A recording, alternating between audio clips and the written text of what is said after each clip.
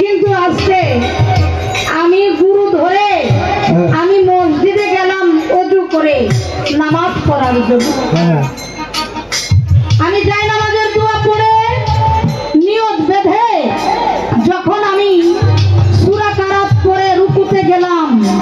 আমি রুকুতে যাওয়ার পরে যখন সিজদায় চলে যাই সেখানে আমি আল্লাহরে দেখি না, আমি আমার গুরুরে দেখি। আমার নবী বলেছে আল্লাহ ছাড়া সিজদা করা যাবে না, কিন্তু আমার সিজদার জায়গার মধ্যে দেখি আল্লাহ নাই, এখানে আমার মুর্শিদ দাঁড়িয়ে রয়েছে, এই সিজদাটা কতটুকু যুক্তি।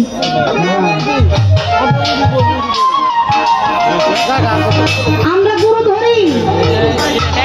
এক এক তরিকার এক এক নিয়ম। কোন কোন তরিকার মানুষ একটি লাল শালু কাপড়ের মধ্যে ধরে বায়াত হয়,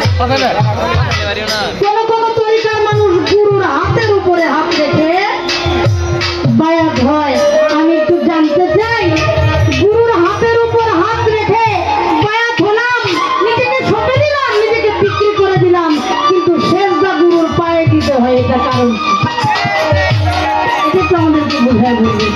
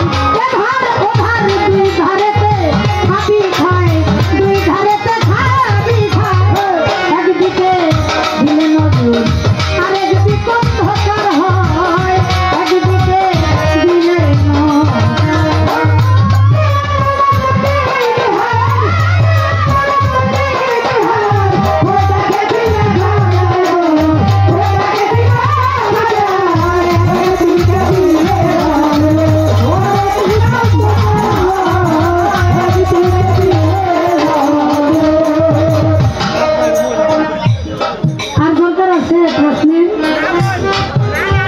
একটু বলে চলে না আর কোনো প্রশ্ন আমি করলাম না কিছু থাকার পরেও আপনি নিঃস্ব হয়ে দাঁড়াইছেন গান করতে আপনার কিছুই নেই বুঝাইতেছেন অথচ আপনার ব্যাগ কিছুই আছে আপনার মনে বুঝাইতে যদি নাই পারতেন